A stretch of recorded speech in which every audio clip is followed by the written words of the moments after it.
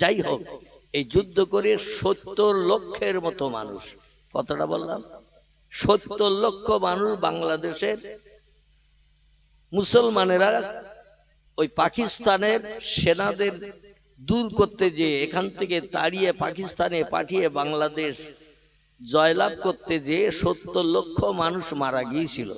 বাংলাদেশিদের ইতিহাসে লিপিবদ্ধ হয়ে আছে। আমাদের ভারতের সেনারাও সেই সময় ইন্দিরা গান্ধীর তরফ থেকে ভারতের সেনারা শেখ মুজিবের সাহায্য করেছিল। কম বেশি আমার মতো বয়স যারা, তারা আমার কথা একমত হতে পারবে। বর্তমান আমার বয়স চলছে 65। কথা বললাম, এই বয়সের যারা আছেন এই মজলিসে, তারা আমার সঙ্গে একমত হতে পারবে। আর আমার থেকে বয়স যাদের কম, 2 বছর 3 বছরের বয়স, 4 বছরের, তারা আর বলতে পারবে না, কেন অত ছোট বয়সের খবর বলা যায় না, ঠিক না বল? যদিও দেখেছেন চোখে, কিন্তু মনে নেই, আর মনে থাকার কথাও না। তো যাই হোক, এই শেখ মুজিবর ইন্দিরা গান্ধীর সাহায্য নিয়ে জয় বাংলা করেছিল। কি বাংলা? জয় বাংলা। এই জয় বাংলা করেছিল বলে দেশের জনগণ, বাংলাদেশে যারা গেছেন, আমি গত কয়েকদিন আগে গিয়েছিলাম, 5 তারিখে, এই ডিসেম্বরের 5 তারিখে, কপিলমুনি জায়গাটির নাম, থানার নাম তালা থানা, প্রোগ্রাম করে আসলাম। তার আগেও নভেম্বরে গেছি, আবার এই সামনে 23 তারিখেও যাব। যাই হোক, অধিকার যাচ্ছি না।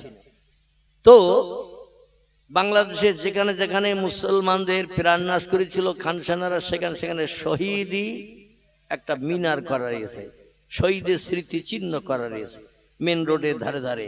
বিশ্ব রোড, যারে বাংলাদেশের রাস্তাকে বিশ্ব রোড বলা হয়। তো এই দেশের জনগণ জয়লাভ করার পরে শেখ মুজিবুর রহমানকে জাতির জনক বলেছিল। এতে আলেম ওলামারা বিরোধিতা করেছিল। আলেম ওলামারা বলে জাতির জনকের নাম কি? আলেমেরা বলে অন্য নাম। বাংলাদেশের আওয়ামী লীগের দলমত পথের মানুষ যারা, শেখ মুজিবুরের দলের লোক যারা, বর্তমানে আগামী সম্ভবত 12ই ফেব্রুয়ারি বাংলাদেশে ভোটের নির্দেশনার ঘোষণা দেওয়া হয়েছে। 12ই ফেব্রুয়ারি বাংলাদেশে ভোট হবে। আমাদের মনে হচ্ছে এসআইআর হয়ে যাওয়ার পরে এপ্রিলে সম্ভবত ভোট ডিক্লেয়ার হবে। কি ঠিক বলছি না ভুল বলছি? এইরকম একটা হবে। আমাদের দেশে এখনো ডিক্লেয়ার হয়নি, বাংলাদেশে হয়ে গেছে গত 2-4 দিন আগে, 12ই ফেব্রুয়ারি। তো যাই হোক, বাংলাদেশের কোরআন হাদিসের পণ্ডিত যারা, তারা বলছে মুজিবুর রহমান জাতির জনক নয়। মুসলমানদের জাতির জনকের নাম কি আপনারা একটু বলেন তো, দেখি কার মগজে কেমন মাল আছে। আল্লাহু আকবার। কজন বলেছেন একটু হাত তোলেন তো, যে কজন বলেছেন? 2-3 জন বলেছেন। এইরকম একজন বললেও আমি খুশি। তত্ত্ব ভুল হলেও সংশোধন হবে, আর সঠিক হলে আলহামদুলিল্লাহ আমি খুশিতে বাগবাগ হব। মুসলমানদের জাতির জনকের নাম হলো সাম্মাকুম ইব্রাহিম। আল্লাহ কোরআনে বলেছেন মুসলমানদের জাতির জনকের নাম হলো ইব্রাহিম খলিলুল্লাহ। জোরে বলুন সুবহানাল্লাহ। এটা আলেমেরা বলে, কারণ ওরা কোরআন হাদিস নিয়ে চলে। আলেমেরা বলছে জাতির জনকের নাম হলো ইব্রাহিম খলিলুল্লাহ।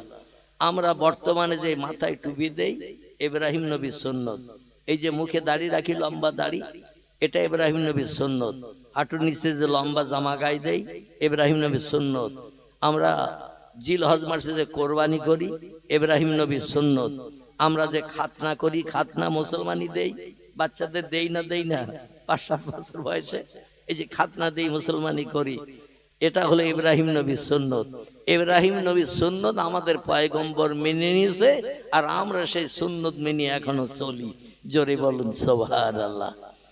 কিন্তু আলেম ওলামারা বলছেন বাংলাদেশের জাতির জনক শেখ মুজিবুর রহমান নয়, আমাদের দেশের জাতির, মুসলমানদের জাতির জনকের নাম ইব্রাহিম খলিলুল্লাহ আলাইহিস সালাতু সালাম। যাই হোক, আমাদের ভারতের বিপ্লবী নেতা ইংরেজদের বিতাড়িত করার জন্য বাংলাদেশিরা পাকিস্তানি উর্দু ভাষী মুসলমানদের বিতাড়িত করে দেশে বাংলা ভাষা চালু করার জন্য পাকিস্তানিরা যখন বাংলাদেশে নেতৃত্ব করত, তখন ওরা উর্দু ভাষায় কথা বলতো, বাংলা ভাষায় কথা বলতো না, আর বলতে দিত না।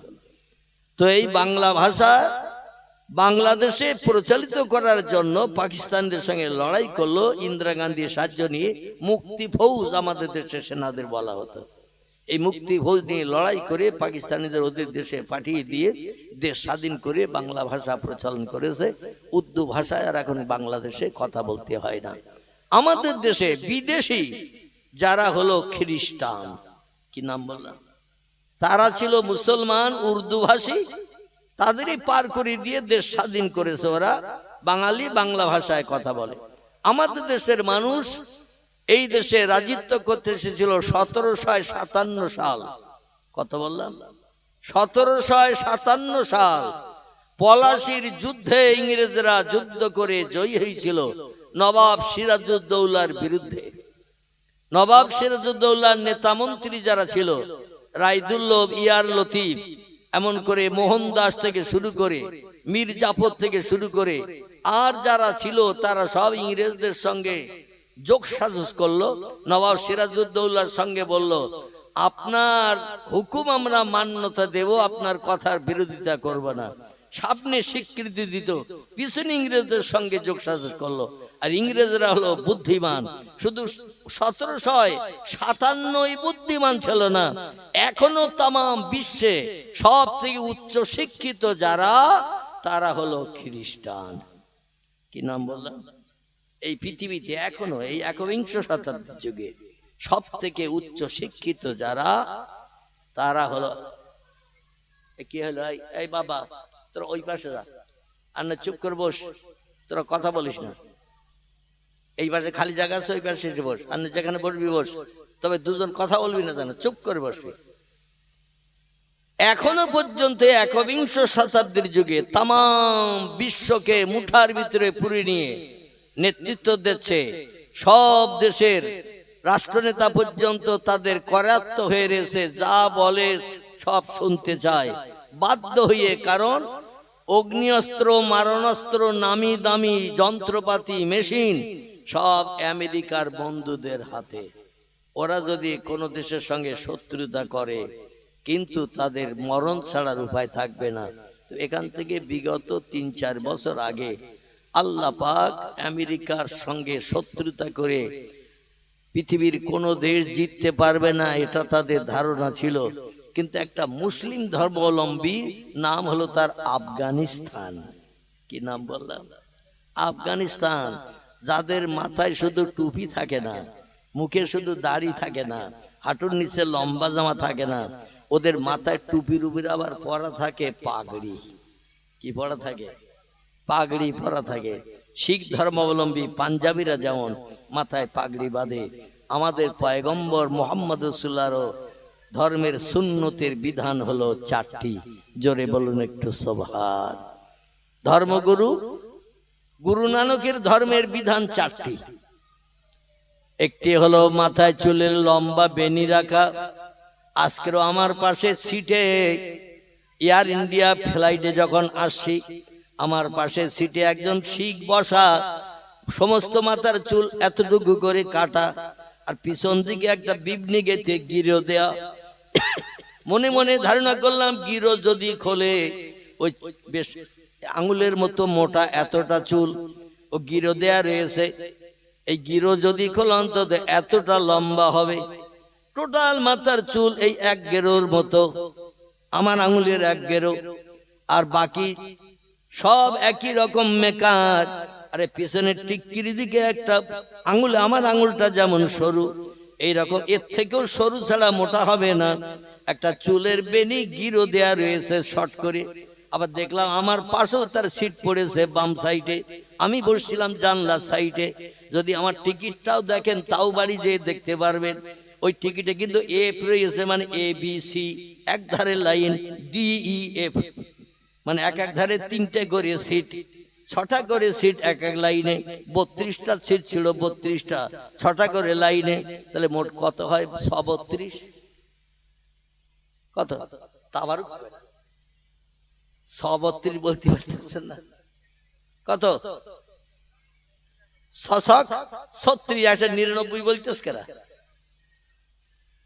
196 হবে নাকি? তবে 99 হবে না, মানে 36 কত?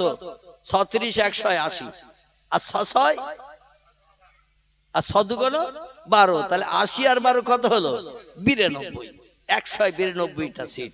আমার আজকে জানালার পাশে সিট পড়েছিল, তো আমার পাশেই ও বসা। তো যাই হোক, আমি যেটা বলতে চাচ্ছি, শিখ ধর্মগুরু এনার ধর্মীয় সুন্নত এরকম আমাদের পয়গম্বরের মতো 4টি। কটি বললাম? আমাদের নবীর সুন্নত 4টি। আমি 4টি সম্ভবত বোধহয় বলেছি আপনাদের কাছে, না বলিনি? 4টি বলেছি। নবীর সুন্নত একটা হলো মাথার টুপি, 2 নম্বর সুন্নত পাগড়ি, 3 নম্বর মুখে দাড়ি, 4 নম্বর হাঁটুর নিচের জামা। আগে বলেছি না? একবার বলা হয়ে গেছে। শিখ ধর্মগুরু ওনারও ধর্মের সুন্নত 4টি। কারণ গুরু নানকের কথা বললে বুঝতে পারবেন যে গুরু নানক আমাদের নবীরে কতটা ভালোবাসতো, তাই নবীর আদর্শ কেমন মেনে চলেছে।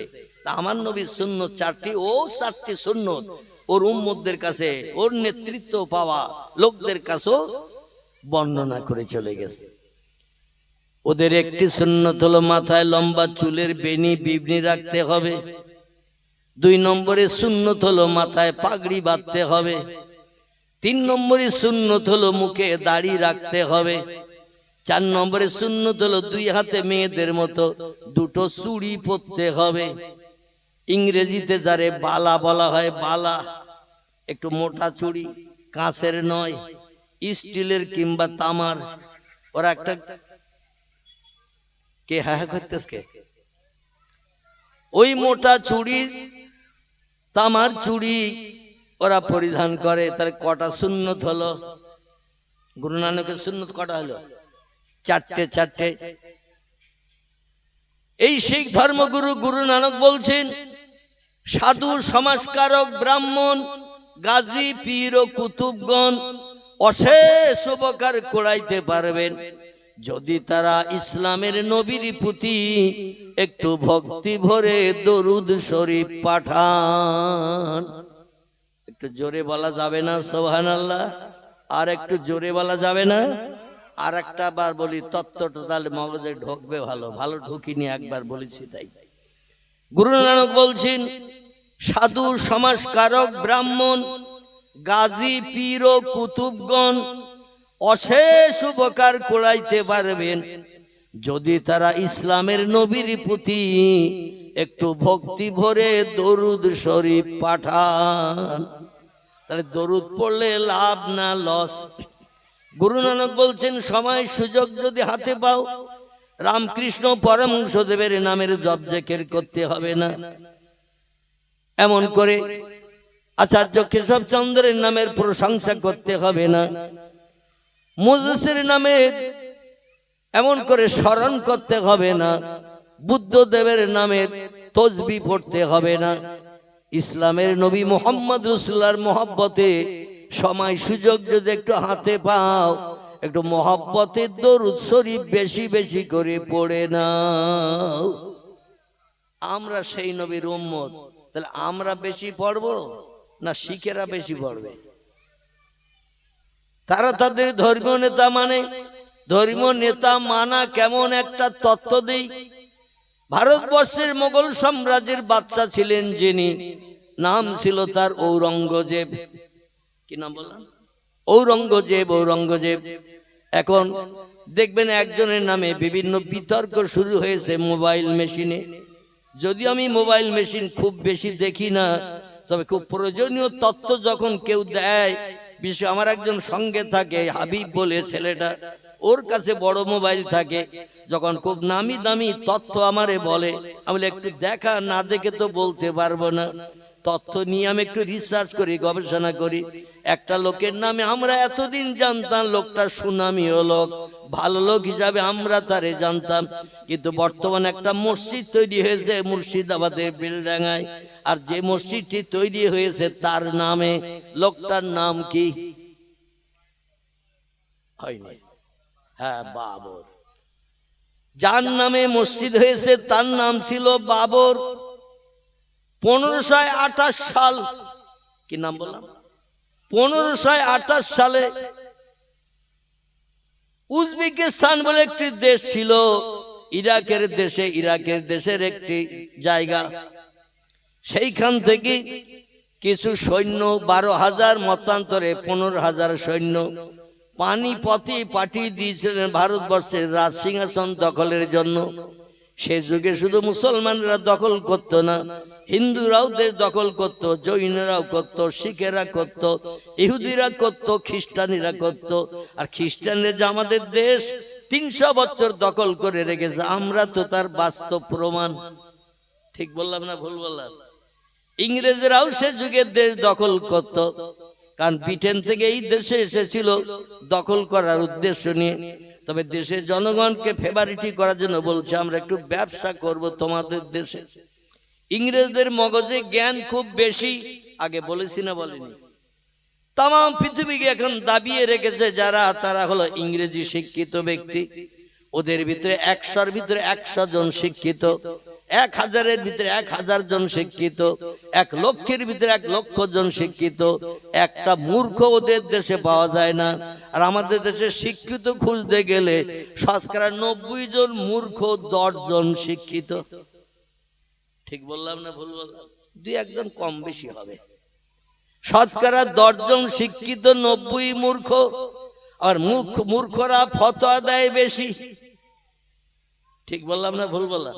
আমার কথায় যদি আপনাদের ব্রেন মগজে অ্যাডজাস্ট না হয়, আমার মগজের জ্ঞানটা একটু সংশোধন করে দেবেন। তবে আমি টপ করে সংশোধন হব না, আমার মাল যত সময় আছে তত সময় চালাবো।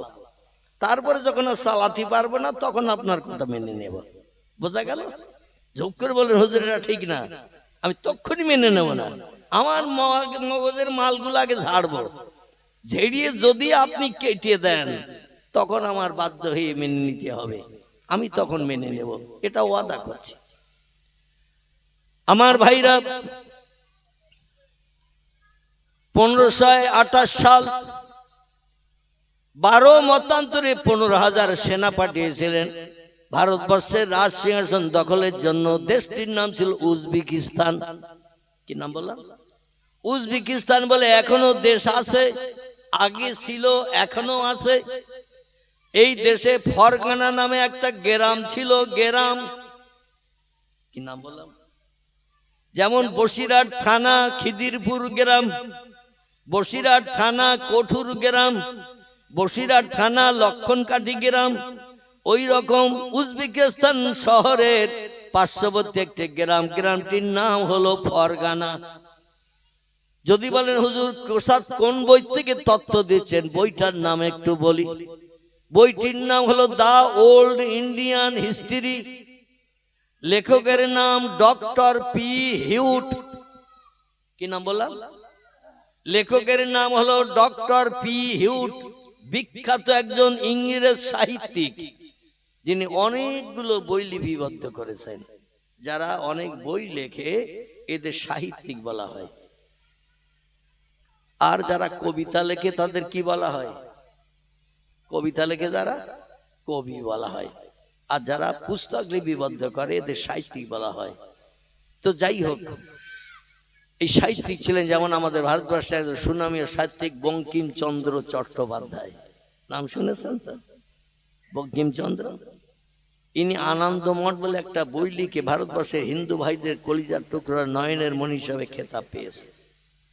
ইংরেজদের সুনাম করল জনমন গণ মন অধিনায়ক জয় হে ভারত ভাগ্য বিধাতা। পাঞ্জাব ও সিন্ধু গুজরাট ও মারাঠা দ্রাবিড় উৎকল বঙ্গ। মানে ইংরেজরা রাজত্ব করছে, তাই ইংরেজদের সুনাম করেছে বঙ্কিমচন্দ্র চট্টোপাধ্যায়। ইংরেজদের আমরা এখন ভারতবর্ষের হিন্দু মুসলমান চক্ষু বেড়িয়ে দেখি, কিন্তু রবীন্দ্রনাথ তাদের সুনাম করেছিল যাতে হিন্দুদের সঙ্গে দ্বন্দ্ব ফাসাদ না বাতায়, হিন্দুদের উপর অত্যাচার না করে। তাই হিন্দুদের ঘরে ছেলে ওদের সুনাম করলো জনগণ মন অধিনায়ক জয় হে। এ জনগণের অধিনায়ক, আপনার জয় হোক, আপনার ভাগ্য খুলে যাক, ভারত ভাগ্য বিধাতা, ভারতের ভাগ্য বিধাতা আপনি।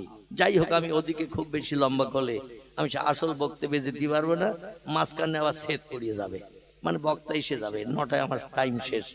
আজকের একটু ক্লান্ত আছি, খুব লম্বা গাটা টানবো না, আমি 9টার ভিতরে ছেড়ে দেবো ইনশাল্লাহ, বক্তা এসে গেলেই। তো যেটা বলতে চাচ্ছি সেটি হলো এই, হিন্দু মুসলমান আমরা ইংরেজদের চক্ষু বেড়ে এখন দেখতে পারি না কারণ ভারতবর্ষের সমস্ত নামি দামি সম্পদগুলো এদেশের রাজত্ব চালানোর নাম করে সম্পদগুলো সব লুট করিয়ে নিয়ে ইংল্যান্ডে নিয়ে চলে গেছে। এমন করে সুনামীয় রাজমুকুট, কোহিনূর মুকুট, কোটি কোটি কোটি কোটি টাকা দাম, সেটা নিয়ে চলে গেছে ওদের দেশের মিউজিয়ামে এখনো রেখে দিয়েছে। এবং আকবর বাদশার আমলে ছিল নামি দামি শ্বেত পাথর এবং কোষ্টি পাথর, নামি দামি পাথর ছিল যার কোটি কোটি কোটি কোটি টাকা দাম, সব নিয়ে ওদের দেশে চলে গেছে। দিল্লিতে যে কিছুদিন আগে একটা বোমা বাস্ট হলো না দিল্লিতে, জামে মসজিদের আগে, ওটার নাম কি? দিল্লি জামে মসজিদের আগে যে বিরাট উঁচু করে প্রাচীরে গড়া বাদশাহ শাহজাহান যেখানে বসে রাজত্ব পরিচালনা করত, নাম বলতে পারছে না, লাল কেল্লা। লাল কেল্লা কি নাম? লাল কেল্লার ভিতরে কোটি কোটি কোটি কোটি টাকার সোনা দানা, হীরা জহরত, দামি দামি জিনিস সব সংরক্ষিত ছিল, সব নিয়ে চলে গেছে। কিচ্ছু নাই আর। ওদের কাজ ছিল দামি দামি সম্পদ লুট করে নিয়ে যাওয়া। ভারতবর্ষের উচ্চ শিক্ষিত একজন ব্যক্তি ইতিহাসে লিখেছে, ইংরেজরা চিনির পানিও খেয়েছে, রুটিও খেয়েছে, খেয়ে ওরা মালা পর্যন্ত নিয়ে গেছে, শুধু ছোবড়া শুকনো গুলো রেখে চলে গেছে। মানে একটা ডাব বা নারকেল, এই নারকেলের মালার ভিতরে পানি থাকে না, এদেশের সম্পদের পানিগুলো খেয়েছে। তারপরে নারকেলের গায়ে শ্বাস থাকে না, শ্বাসগুলো বার করে খেয়েছে, মালাগুলো পর্যন্ত নিয়ে ব্রিটেনে চলে গেছে। আর শুধু গায়ের যে ছোবড়া, যা চিবিয়ে কেউ খেতে পারবে না, রসটা কিচ্ছু নাই, শুকনো ঝুনো নারকেলের ছোবড়া, ওতে রসটা পাওয়া যাবে চিবালি, ওই ছোবড়াগুলো শুধু রেখে গেছে, সম্পদ আর কিছু নাই। 290 বছর ধরে এই মাল শুধু গোছানোর চিন্তা ভাবনা নিয়েছিল। ভারতবর্ষের কিছু উচ্চশিক্ষিত হিন্দু ছেলে, মুসলমানের ছেলে, জৈন, শিখ, বৌদ্ধ, চৈতন্য সব ধর্মাবলম্বীরা ওদের বিরুদ্ধে সোচ্চার হয়েছিল। কিন্তু দুর্ভাগ্য, মুসলমানদের ভিতরে কবি নাই, মুসলমানদের ভিতরে সাহিত্যিক নাই, মুসলমানদের ভিতরে কবি নাই, মুসলমানদের ভিতরে লেখক নাই। তাই মুসলমানেরা যে ওদের সঙ্গে বিপ্লব করে প্রাণ দিয়েছিল আগে, এই নামগুলো সব পুস্তক থেকে এখন উজ্জ হয়ে গেছে। এখন শুধু হিন্দু বন্ধুদের নাম হয়। ক্ষুদিরাম ইংরেজদের বিপক্ষে বিপ্লব করেছে, বিনয় বাদল দীনেশ, ওরা হিন্দুদের ছেলে ইংরেজদের সঙ্গে বিপ্লব করেছে, এমন করে ফাঁসির কাস্টে ঝুলিয়েছে, প্রাণ দিয়েছে, অমুক করেছে, তমুক করেছে। আর আশফাকুল্লাহর নাম হিন্দু ভাইদের মুখে কোনোদিন আসে না। তিতুমিরের নাম, এই তিতুমির আছে না বাদুড়িয়া থানায়, তিতুমিরের বাঁশের কেল্লা, তার নাম আর ওদের মুখে আসে না। মাতঙ্গিনী হাজরার নাম আসে শুধু, মোহাম্মদ আলীর নাম আসে না, আহম্মদ আলীর নাম আসে না। আরো অনেক মুসলমান ইংরেজদের বিরুদ্ধে লড়াই করে প্রাণ উৎসর্গ করে দিয়েছে, কিন্তু তাদের নাম ইতিহাস আর লেখা নাই, আগামীতে আর মোটেও থাকবে না। শুধু হিন্দুরা যুদ্ধ করেছিল ইংরেজদের বিরুদ্ধে, এইটাই আমাদের ছেলে মেয়েরা পড়বে আগামীতে। মুসলমান যে কিছু করেছে দেশ স্বাধীনের জন্য, এই জিনিসটা মুসলমানদের ব্রেন মগজে ঢোকানো হবে না। এমনকি পয়গম্বর মোহাম্মদ রাসূলুল্লাহর বাল্যকালের জীবনীও ক্লাস 4-5 বইতে আগে লেখা হতো, এখান থেকে 5-7 বছর আগে সে নবীর জীবনীটাও তুলে দিয়ে দিয়েছে। বর্তমান সরকার মুসলমানদের স্মৃতিচিহ্ন বইয়ের পৃষ্ঠা রাখতে চায় না। চিল্লায়ে বলুন একটু নাউজুবিল্লাহ। আমি যেটি আপনাদের কাছে বলতে চাইছিলাম বোঝানোর জন্য, সেনাপতি হিসাবে একজনকে নেতৃত্ব দিয়েছিলেন Zahiruddin Mohammad Babur.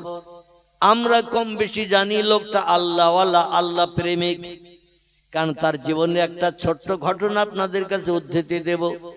The old Indian হিস্ট্রিতে লিপিবদ্ধ ইংরেজ সাহিত্যিক ডক্টর পি হুড লিখেছে, আর এই যুগের বর্তমানে ভারতীয় জনতা পার্টির দলের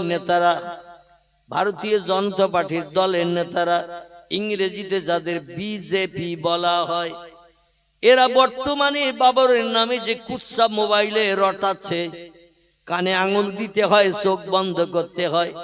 বাবর নাকি ধর্ষক ছিল, বাবর নাকি নারী নির্যাতক ছিল, বাবর নাকি মেয়েদের প্রাণনাশ করেছে, তাদের স্বামীদের প্রাণনাশ করে মেয়েদের বিধবা বানিয়েছে, আরো কত কিছু মন্তব্য বাবরের নামে করা হচ্ছে। বলে অন্য কোন লোকের নামে মসজিদ করা হোক, আপত্তি নাই, কিন্তু বাবর একজন ধর্ষক, বাবর একজন চরিত্রহীন, বাবর একজন প্রাণনাশক। বহু হিন্দুর প্রাণনাশ করেছে এই দেশে, দেশ দখল করতে এসে, যার কারণে তার নামে মসজিদ হোক, এটা আমরা হতে দেব। শেষের কথাটা একটু বলেন। হ্যাঁ, এই কথাটা একটু বলবেন। বাংলাদেশের লোকেরা বলে ওটা হুজুরিয়ার বলতে হয় না, কিন্তু আমাদের দেশে ওই নিয়ম চালু নেই। আমাদের দেশে ওই নিয়ম চালু নেই।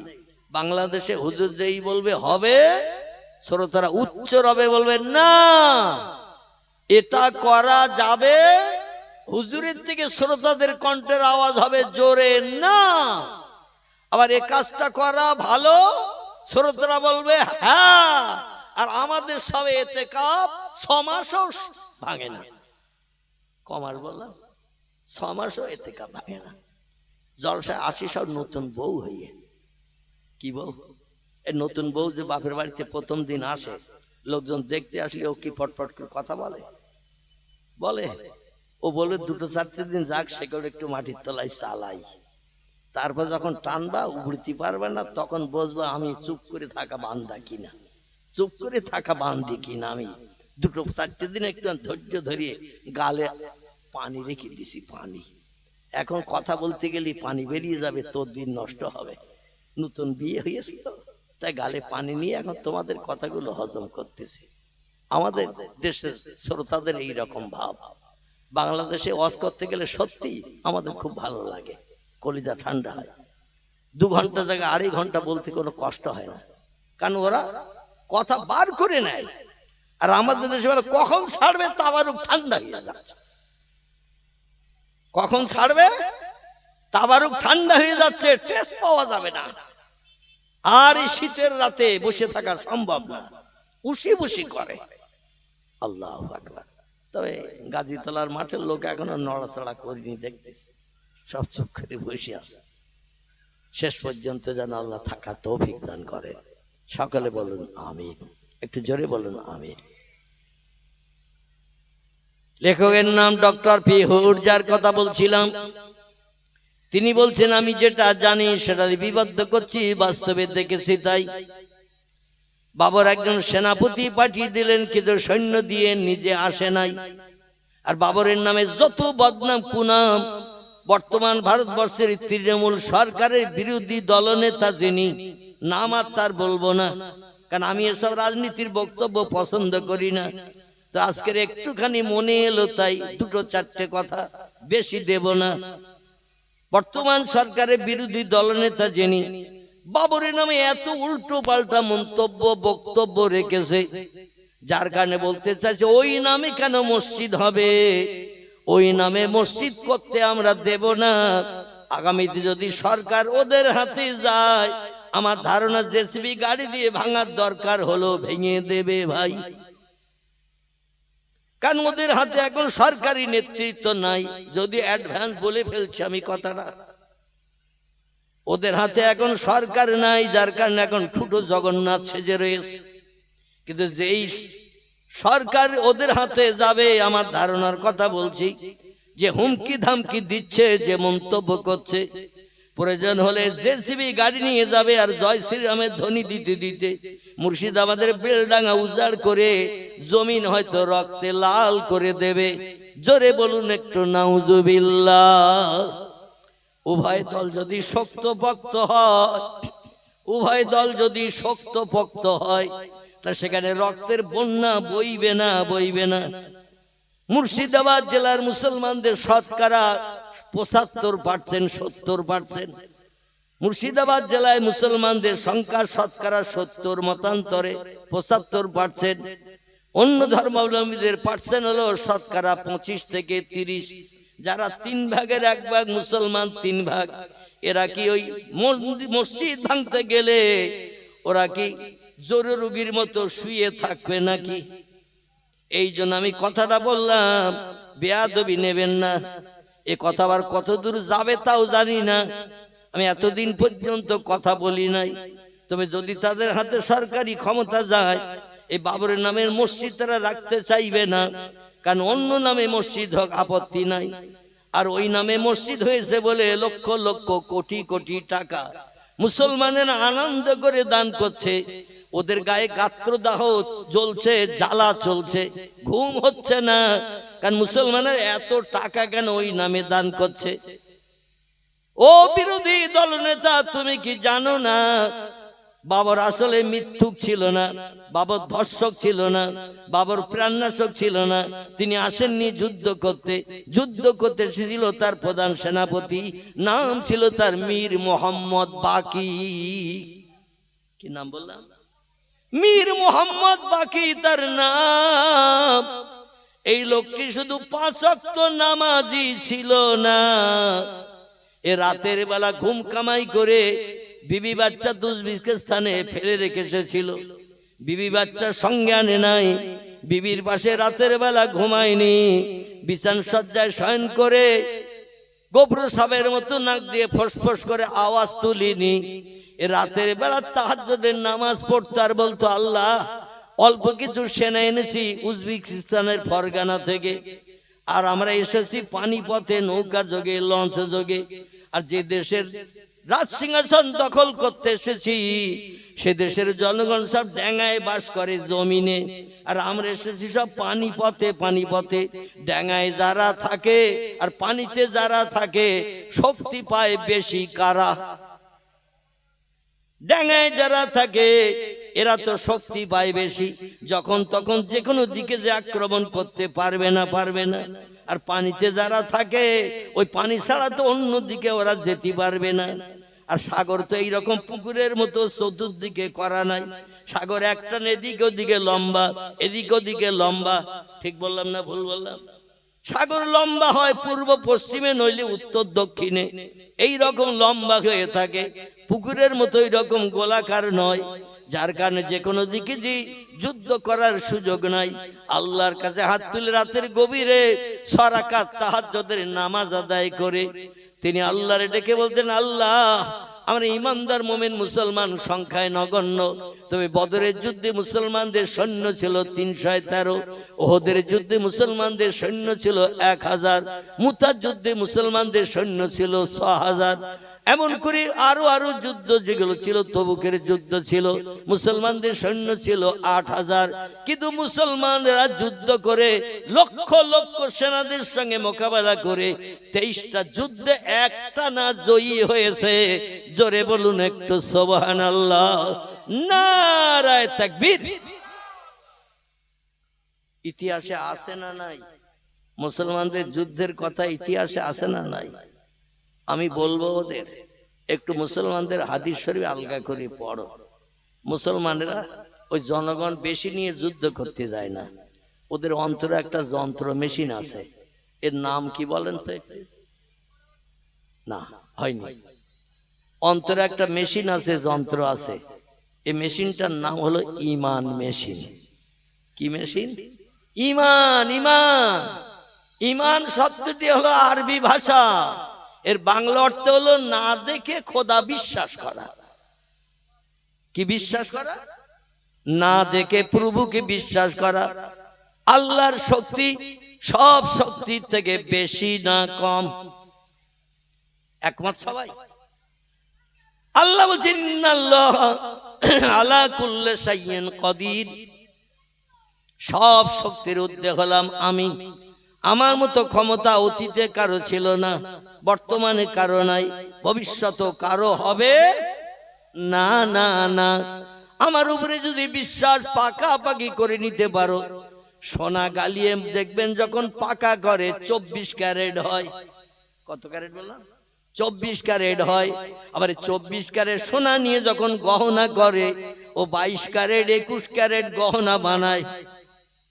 ঠিক বললাম না ভুল বললাম? যদি আপনারা না জানেন, যারা সোনা গালিয়ে গহনা করে ওদের একটু জিজ্ঞাসা করে দেখবেন, পাকা সোনা হলো 24 ক্যারেট, এর ভিতরে কোনো খাদ নেই, পাকা দোলা সোনা। আর যখন ওই দোলা সোনা গালিয়ে গহনা করে ওতে একটু খাদ ঢুকিতে হয়, কারণ শুধু সোনায় গহনা করলে গহনা হবে না, এই জন্য ওতে একটু ভেজাল ঢুকতে হয়। না ঢুকলে দুমড়ানো যাবে না, দুই মুখ এক জায়গায় করে জোড়া দেওয়া যাবে না, কারণ ও জোড়া খাবে না। আমার ভাইরা, এই পাকা সোনা ছিল পয়গম্বর মুহাম্মদ রাসূলুল্লাহ সাহাবীরা। জোরে বল, এই মোবাইলটা বন্ধ করো তো, কার মোবাইল হ্যাঁ করতেছে কেন, কার মোবাইল হ্যাঁ করতে বন্ধ করো। আমার ভাইরা, বিশ্ব নবী সাহাবেরা হিজরতের 8 সালে নবীজির সঙ্গে মক্কা শরীফে বিদায় হজ করতে এসেছিলেন 1,25,000-এর মতো। কত বললাম? 1,25,000-এর মতো মুসলমান নবীজির সঙ্গে বিদায় হজ করতে এসেছিল আরাফাতের মাঠে। আল্লাহ নবী বিদায় হজ করে ইন্তেকাল করেছিলেন। সাহাবী যারা ছিল পাক্কা মুসলমান, এদের নিয়ে আবু বকর সিদ্দিক, ওমর ফারুক, ওসমান গনি, আলী মুর্তজা, এরা পরস্পরায় ওদের নিয়ে পৃথিবীর বিভিন্ন দেশ দখল করেছে। মুসলমানেরা অর্ধেক পৃথিবীর বাদশাহিত্য পেয়েছে এই পাক্কা ইমানদার মুসলমানদের দিয়ে যুদ্ধ করিয়ে। আগে প্রথম দাওয়াত দিয়েছে তাদের কাছে, আল্লাহ দুনিয়ায় বাস করবে, আল্লাহ নেয়ামত খাবে, আল্লাহর অনুদান বিবি বাচ্চা নিয়ে আল্লাহর জমিনের সংসার জীবনের সুখ ভোগ করবে। আর আল্লাহরে মান্যতা দেবে না, স্রষ্টারে পূর্ব বলে মানবে না, স্রষ্টার কাছে মাথা নত করবে না। এটা যারা করত না তাদের কাছে মুসলমানেরা প্রথম কলেমার দাওয়াত দিতে এসেছিল। লা ইলাহা ইল্লাল্লাহু মুহাম্মাদুর রাসূলুল্লাহ। নবীজি তার জামানায় সাহাবীদের এইভাবে কলেমার দাওয়াত মিশরে পাঠিয়েছেন, সিরিয়ায় পাঠিয়েছেন, কুফায় পাঠিয়েছেন, বসরায় পাঠিয়েছেন, ইরাকে পাঠিয়েছেন, ইরানে পাঠিয়েছেন, দামেস্কে পাঠিয়েছেন, জর্ডানে পাঠিয়েছেন, তুরস্কে পাঠিয়েছেন, বিভিন্ন দেশে আল্লাহ নবী সাহাবীদের দিয়ে চিঠি পাঠিয়েছেন। আল্লাহ দুনিয়ায় বাস করছো, আল্লাহ নেয়ামত খাচ্ছ, আল্লাহর অনুদান বিবি বাচ্চা নিয়ে সংসার জীবনে সুখ ভোগ করছো, আল্লাহ জমিনে চাষবাস করে ফসল উৎপন্ন করে জীবন ধারণ করছো। যে আল্লাহ এত কিছু বানিয়ে দিয়েছে তোমাদের কল্যাণের জন্য, সে আল্লাহর কাছে একটু সেজদায় পতিত হয়ে মাথা নত করো। যারা চিঠিগুলো ছিঁড়ে পায়ের তলায় দবিয়ে মারিয়ে চিঠির মর্যাদা নষ্ট করে দিল, নবীজির নামের একটা স্টাম্প লাগানো ছিল মুহাম্মাদুর রাসূলুল্লাহ। প্রতিটি চিঠির পৃষ্ঠায় স্কুলে হেডমাস্টার যেমন একটা দরখাস্তে সই করে দিলে স্টাম্প দেয় না, দেয় না, দেয় তো নাকি? স্টাম্প বিহীন যদি সই থাকে ও সইটা কোনো জায়গায় গ্রান্টেড করবে না, সই নকল হলেও হতে পারে, ঠিক কি না? এই জন্য কোথার থেকে এনেছো চিঠি, কে দিয়েছে, তার নাম ঠিকানা, কোন স্কুলের নাম ঠিকানা, হেডমাস্টার কি অ্যাসিস্ট্যান্ট হেডমাস্টার, তার কোনো সিল চিহ্ন নাই, কেউ মেনে নিতে চাইবে না। আল্লাহর পয়গম্বর মুহাম্মদ রাসূলুল্লাহ সাল্লাল্লাহু আলাইহি সাল্লাম লিখতে জানতেন না, পড়তে জানতেন না, তিনি কোনো সাহিত্য রচনা করতে পারতেন না, কোনো কবিতা লিখতে জানতেন না, কিন্তু তিনি কথা বলতে পারতেন উচ্চ মর্যাদা সম্পন্ন ভাষায়। জোরে বলুন একটু সুবহানাল্লাহ। এক কথায় ভারতের সাহিত্য সম্রাট বঙ্কিমচন্দ্রের নাম ইতিহাসে লেখা হয়েছে, বড় হাডি হাডি ভাষা তার বইতে লেখা আছে। পড়েছেন আনন্দমঠ? কে কে পড়েছেন একটু হাত তোলেন তো দেখি। আল্লাহু আকবার। এই বই না পড়লে ভাষা শিখতে পারবে না কেউ। মানে বাংলা ভাষার ভিতরে কত দামি দামি হাডি হাডি শব্দ আছে, এই সাহিত্যিক বঙ্কিমচন্দ্র চট্টোপাধ্যায় তার আনন্দমঠের ভিতরে লিপিবদ্ধ করেছে। সময় সুযোগ পেলে বইটা কিনবেন, একটু চোখে দেখবেন, পড়বেন। বাংলা ভাষার কত সাহিত্য ধর্মী রয়েছে। তো পয়গম্বর মুহাম্মদ রাসূলুল্লাহ স্কুলে যায়নি, কলেজ চোখে দেখেনি, বিশ্ববিদ্যালয়ের চৌকাঠ পার হয়নি, খাতা কলম দিলে নাম লিখতে পারতেন না, বই দিলে পড়তে পারতেন না। কিন্তু আল্লাহ আসমানি জ্ঞান যদি তারে দেয়, তাহলে আর পড়াশোনার দরকার হয় বলে মনে হয়? আর দরকার আছে বলে মনে হয়? এমন এমন ভাষা নবী বলে দিতেন। নবী শুধু ভাষা বলে দিতেন না, তিনজন লেখক কাতেব তারা চিঠি লিখত। কজন নাম বলেন তো তিনজনের? এই তিনজন মানুষ চিঠি দিয়ে ভাষায় লিখতেন, নবী ভাষাটা বলে দিতেন। তারা নিজেরা ভাষা তৈরি করে লিখতো না, নবী যেটা লিখতে বলতেন তারা সেই ভাষাগুলো লিখতো, কারণ ওরা লেখনির ক্ষমতা ছিল। আল্লাহ নবী লেখনির ক্ষমতা ছিল না, তবে ভাষা ছিল উচ্চঙ্গের। জোরে বলুন একটু সুবহানাল্লাহ। একজনের নাম আবু তালেবের বেটা হযরতে আলী। কি নাম বলা? আলী মুর্তজা, ফাতেমার স্বামী। ইনি ছিলেন কাতেব, লেখক। নবী যখন বলতেন কোন ভাষা বিদেশির কাছে চিঠি পাঠানোর জন্য, আলী সামনে থাকলে আলীরে বলতেন লেখো। আলী যখন সামনে থাকতো না, আল্লাহ নবী এই তিনজনে আরেকজন যদি সামনে থাকতেন তারে বলতো, ও বাবা সালমান ফার্সি, তুমি আসো নাকি বাবা? সালমান ফার্সি পিছন দিক থেকে হাত ঝেড়ে বলতেন, নাম ইয়া রাসূলুল্লাহ। যিনি তৌরিত জানতেন, জব্বুর জানতেন, ইনজিল জানতেন, সুরিয়ানি ভাষা, হিব্রু ভাষা, বিভিন্ন ভাষার আসমানি কেতাব তিনি পড়তে পারতেন, কিন্তু আরবি ভাষার দক্ষতা তার ছিল না। জোরে বলুন সুবহানাল্লাহ। কিন্তু ইনি লেখক ছিলেন, খুব সুনামীয় লেখক। নাম ছিল তার সালমান ফার্সি।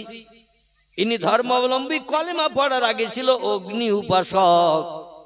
আগুন পূজা করে স্রষ্টা বলে মান্যতা দিত। এখনো পৃথিবীতে কিছু ধর্মাবলম্বী আছে না নাই?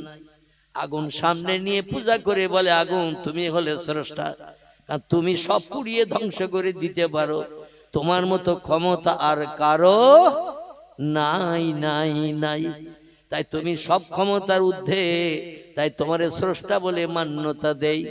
এই জন্য অগ্নি উপাসক মজুসি যারা এমন করে,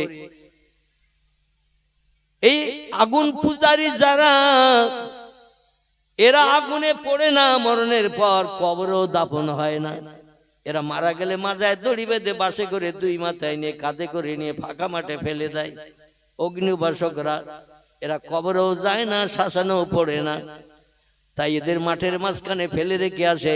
আর চতুর্থ জন্তু কাকসিল যা থাকে সকল তারা যে যেমন পারে খেয়ে আর কখানা শুধু রেখে চলে যায়, গোস্ত বস্তার কিছু থাকে না। এই ভারতবর্ষের প্রথম নারী প্রধানমন্ত্রী ছিলেন যিনি, নাম ছিল তার শ্রীমতী ইন্দিরা গান্ধী। এর স্বামী ছিল কিন্তু এই অগ্নি উপাসক। জানেন কেউ? জানেন না। এই ইন্দিরা গান্ধীর স্বামী ছিল অগ্নি উপাসক। এর স্বামীর নাম ছিল ফিরোজ। ফিরোজ নামটা মুসলিম নাম না? ফিরোজ, ফিরোজ নাম। এই ফিরোজ গান্ধী বলা হতো। মহাত্মা গান্ধী তার বাবা জওহরলাল নেহরু মুসলমানের এই শিখ বিশেষ করে এই অগ্নি উপাসককে বিয়ে করার কারণে, ফিরোজ নামের ছেলেটারে বিয়ে করার কারণে জওহরলাল নেহরু মেয়েটারে মেনে নিতে চাইনি। বিয়ে করবি হিন্দু ছেলেকে, বিয়ে করবি খ্রিস্টানের ছেলেকে, বিয়ে করবি ইহুদির ছেলেকে, বিয়ে করবি বৌদ্ধের ছেলেকে, তো তুই কেন অগ্নি উপাসকের ছেলে বিয়ে করলি? মজুসি কেন তুই স্বামী হিসেবে বরণ করলি? তোর আজ মেয়ে বলে মেনে নেব না। জাতির জনক মহাত্মা গান্ধী বলল, তুমি যদি মেনে না নাও, আমি ওদের মেয়ে জামাই বলে মেনে নিচ্ছি। তাই ওই গান্ধীর নামে ফিরোজ গান্ধী নামকরণ করা হলো। ইন্দিরার নাম আর জওহরলাল নেহরুর নামে থাকলো না, ইন্দিরার নামও করা হলো ইন্দিরা গান্ধী। মানে ওই জাতির জনক মহাত্মা গান্ধীর নামে স্বামী স্ত্রী দুইজনের নামকরণ করা হলো। জোরে বলুন একটু মারহাবা। সুবহানাল্লাহ বলতেছেন নাকি? সুবহানাল্লাহ সব জায়গায় বলা যাবে না, একটু মারহাবা বলেন। মানে জাতির জনক তাদের মেয়ে জামা হিসেবে মেনে নিয়েছিল। তাই এই ফিরোজ ছিল অগ্নি উপাসক, বিশ্ব নবীর মহব্বতের সাহাবী। মদিনার দেশে বড় খেজুর বাগানের মালিক ছিল। এখনো তার বড় খেজুর বাগান আছে, তবে তিনি বেঁচে নাই। বংশ নসল 1450 বছর আগের বংশ নসল। এই সালমান ফার্সি রাদিয়াল্লাহু আনহুর বংশ নসল এখনো বেশি আছে মদিনায়। তারা সেই খেজুর বাগানে রক্ষণাবেক্ষণ করে। আল্লাহ বেশি বেশি করে ফল দেয় সেই গাছে। জোরে বলুন একটু সুবহানাল্লাহ। বিখ্যাত অগ্নি উপাসক পূজারী ছিল সে। তৌরাতের পুরো জ্ঞান রাখতো, জব্বুরের পুরো জ্ঞান রাখতো, ইনজিলের পুরো জ্ঞান রাখতো। তবে তিনটি কিতাব এসেছে আখিরি জমানার পয়গম্বরের নাম তার ওমা মুহাম্মাদুন ইল্লা রাসূলুন। আল্লাহ কোরআনের 22 পারা সূরা আহজাবে নাম কোট করেছেন। আমি মুহাম্মদ নামধারী একজন ব্যক্তিকে রসুল করে, প্রফেট করে, মেসেঞ্জার করে, পথ প্রদর্শক, বার্তাবাহক, শান্তির অগ্রদূত, রহমাতাল লিল আলামিন করে, দয়ার সাগর, করুণার আধার করে, বিশ্ববাসীর মুখে হাসি ফুটানোর জন্য সর্বশেষ একজন মহামানব পৃথিবীতে পাঠালাম। তার নাম দিয়ে দিলাম মুহাম্মদ। কি নাম? অথর্ববেদের 8 নম্বর শ্লোক, 3500 বছর আগে বেদ লেখা। মুনি ঋষি ব্যাসদেব 3500 বছর আগে জঙ্গলে তপস্যা করে, সিদ্ধি সাধনা করে, ইলহামের মাধ্যম দিয়ে যে তত্ত্ব পেয়েছে সেগুলো বেদের পৃষ্ঠায় লেখা। আমরা যারে বলি ওহি, হিন্দু ভাইরা তারে বলে ইলহাম। কি বলে? আমরাও তারে ইলহাম বলি। ওরা বলে আসমানি গায়েবী আওয়াজ, স্রষ্টার তরফ থেকে স্রষ্টার উপাসনা করেছে। অধিকাংশ ধর্মীয় যাজকেরা তারা মাটির তৈরি প্রতিমার কাছে মাথা নত কোনোদিন করেনি। ঢোল তাবলা হারমোনিয়াম নিয়ে কোনোদিন পূজা করতে কোনো প্রতিমারে মুনি ঋষিরা যায়নি। হিন্দু ধর্মের ভিতরে লিপিবদ্ধ আছে স্রষ্টা তিনি, যার কোনো আকার নাই। স্রষ্টা হলেন তিনি, যারে দেখতে পাওয়া যায় না। স্রষ্টা হলেন তিনি, যার স্ত্রী নাই, পুত্র নাই, সন্তানাদি নাই। তিনি হলেন স্রষ্টা। এখন ওরা তো স্রষ্টার মেয়ে লক্ষ্মী, কালী, দুর্গা, সরস্বতীরে বানিয়েছে, আবার ছেলেও বানিয়েছে অনেককে। গণেশ আছে, বিশ্বকর্মা আছে, আরো অনেক আছে ছেলে। স্রষ্টার কি ছেলে আছে বলে মনে হয়? আছে? আল্লাহ কোরআনে একটি ছোট্ট সূরা প্রদান করে দিয়েছেন, যে সূরাটা 3 বার পাঠ করলে পবিত্রতা অবলম্বন করে টোটাল 1 খতম কোরআন তেলাওয়াতের সব নামামলে জুটে যাবে।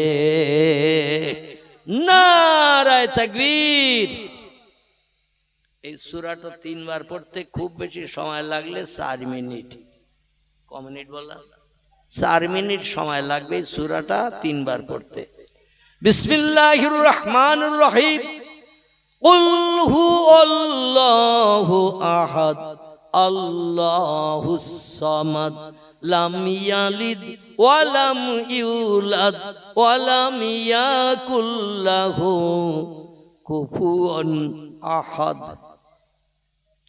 তাড়াতাড়ি যদি পড়েন 1.5 মিনিটে পড়া হয়ে যাবে। আমি একটু মাখরেজ করে পড়লাম যাতে আপনারা আবরাতে পারেন, তাই এই জন্য একটু সময় লেগে গেছে বেশি। আর জোরে পড়লে কুল হুয়াল্লাহু আহাদ আল্লাহুস সামাদ লাম ইয়ালিদ ওয়া লাম ইউলাদ ওয়া লাম ইয়াকুল লাহু কুফুয়ান আহাদ। ক মিনিট লেগেছে? 1 মিনিটও লাগেনি। এ ঠিক বললাম না ভুল বললাম? এই সূরাটা 3 বার যদি কোনো ব্যক্তি পবিত্রতা অবলম্বন করে পাঠ করে, 1 খতম কোরআন তেলাওয়াতের সওয়াব আল্লাহ তার নাম আমলে লিপিবদ্ধ করেন। জোরে বলুন একটু সুবহানাল্লাহ। এই সূরা আল্লাহ তার পরিচয় দিচ্ছেন, আমার সম্পর্কে তোমরা কোনো ধ্যান ধারণা করে ছেলে মেয়ে যেন বানিও না, আমার বউ কারো বানিও না, আমার মা কারো বানিও না, বাচ্চা কাচ্চা কারো বানিও না। সূরাটার মানে মতলব একটু শোনো আর জানো, কিন্তু জীবনে মানে জানার চিন্তা নেইনি, জীবনে পড়তেও চাইনি।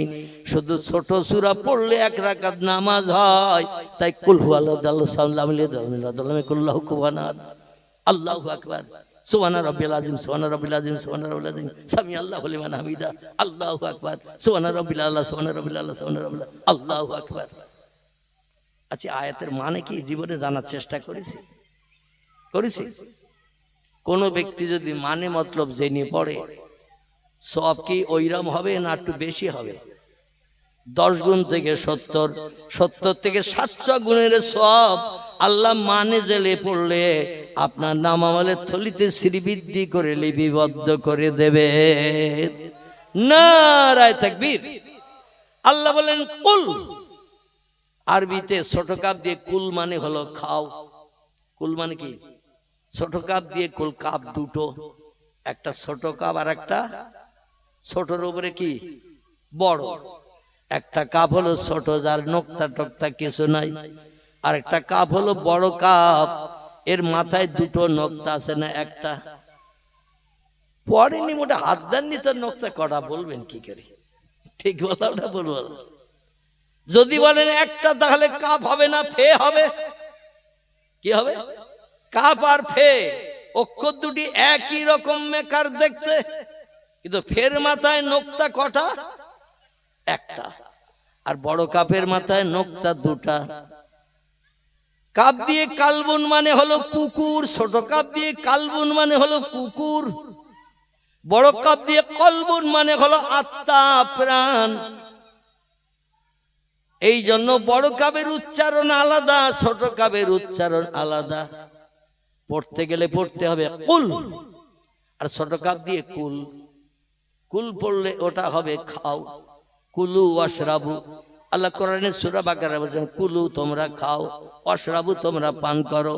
আর বড় কাপ দিয়ে যদি বলেন কুল, তখন আর কিন্তু ওই খাও আর মানে হবে না, তখন মানে হবে এ আমার হাবিব মুহাম্মদ, আপনার উম্মতদের আপনি বলুন। কুল মানে হলো বলো। হু আল্লাহু আহাদ, যারা আমার সম্পর্কে বিভিন্ন ধ্যান ধারণা করছে, আমার বউ কজন, মা কজন, ছেলে কজন, মেয়ে কজন,